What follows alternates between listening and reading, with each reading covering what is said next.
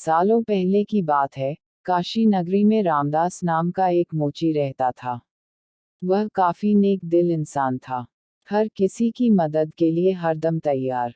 उसके पास कोई भी मदद मांगने के लिए आए तो उसे उदास होकर नहीं लौटना पड़ता था। एक दिन मोची रामदास रोज की तरह अपना मोची का सामान लेकर अपनी दुकान में बैठा हुआ था। उसके पास एक ब्राह्मण आया और अपना जूता सिलने के लिए दिया। जूता सीलते हुए रामदास ने ब्राह्मण से पूछा, आप कहाँ से आए हैं? ब्राह्मण देव ने जवाब दिया, मैं कावेरी तट से यहाँ गंगा माँ के दर्शन करने और नहाने आया हूँ। एकदम से मोची रामदास ने पूछा, क्यों, आज कावेरी नदी में पानी खत्म हो गया है क्या? ब्राह्मण यह बात सुनकर हैरान हो गया। उसने रामदास से कहा, तुम गंगा तट पर रहते हो और ऐसी बात कर रहे हो। क्या तुम्हें गंगा माँ का महत्व नहीं पता? क्या तुम कभी वहां स्नान और दर्शन के लिए नहीं गए? रामदास ने जवाब दिया, ना मुझे महत्व पता है और ना मैंने कभी वहां स्नान किया है। रामदास आगे कुछ बोलता कि उससे पहले ही ब्राह्मण देव ने कहना शुरू कर दिया, गंगा तट पर रहकर ना गंगा की शक्ति का पता है और ना कुछ और। तभी तो तुम्हारे भाग फूटे हुए हैं। उसके बाद ब्राह्मण ने रामदास को गंगा माँ की महिमा सुनाई। ब्राह्मण की बातें सुनने के बाद रामदास ने कहा, अपना मन साफ हो तो हर तट का पानी गंगा है। इतना कहने के बाद रामदास ने जल्दी से जूता सिला और ब्राह्मण से कहा, आपका जूता ठीक हो गया है। अब गंगा किनारे जाते हुए क्या आप मुझ पर एक एहसान करेंगे? ब्राह्मण देव ने कहा, जरूर, बताओ क्या करना है? रामदास ने अपनी जेब से एक साबुत सुपारी का टुकड़ा निकला और कहा, आप जब गंगा में स्नान करेंगे तब उन्हें यह साबुत सुपारी अर्पण कर देना।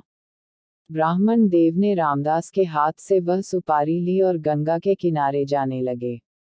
वहां स्नान करने के बाद ब्राह्मण देव ने हाथ में सुपारी लेकर गंगा माँ को पुकारते हुए कहा, माँ, यह रामदास ने आपके लिए भेजा है, इसे स्वीकार कीजिए।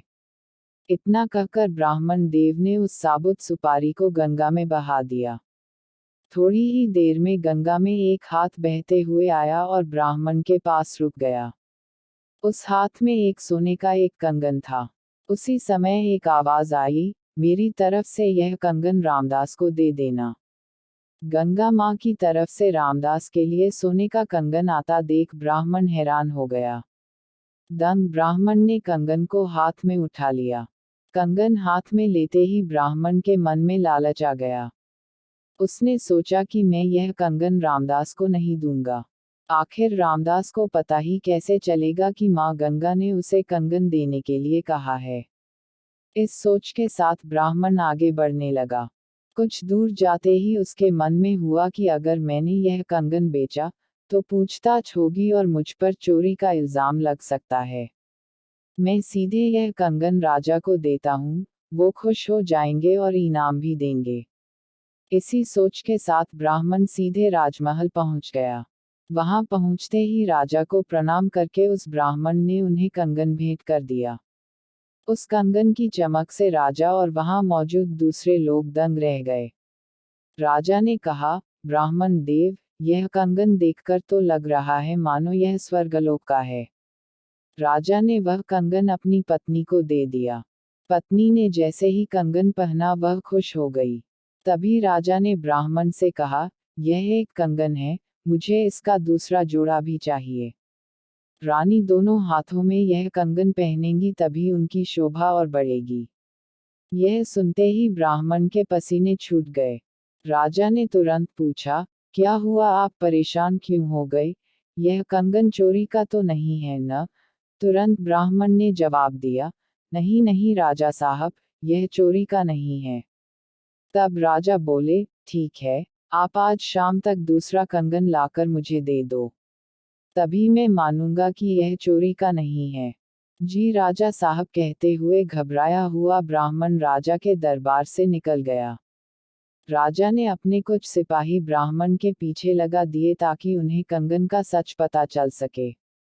राजमहल से निकालकर ब्राह्मण सीधा रामदास के पास गया। उसने गंगा माँ द्वारा दिए गए कंगन, उसके मन के लालच और राजा की फरमाइश सबके बारे में रामदास को बता दिया।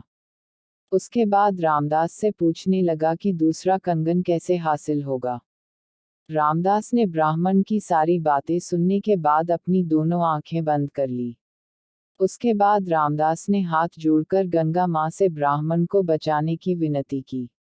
1 मिनट के बाद रामदास ने अपने सामने रखी एक बाल्टी में हाथ डाला और उससे वैसा ही कंगन निकाल लिया। ब्राह्मण यह देखकर हैरान हो गया। उसका पीछा कर रहे राजा के सिपाही भी यह चमत्कार देखकर दंग हो गए। यह सब देखकर वो सीधे राजा के पास पहुंच गए और उन्हें सारी बातें बता दी।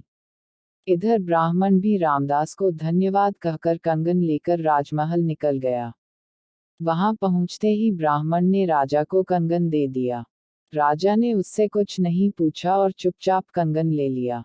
कंगन लेने के बाद राजा खुद अपने सिपाहियों के साथ रामदास की दुकान पर गए और रामदास को गंगा मां की भक्ति के लिए इनाम दिया। कहानी से सीख, इंसान सिर्फ दिखावा करके कुछ हासिल नहीं कर सकता।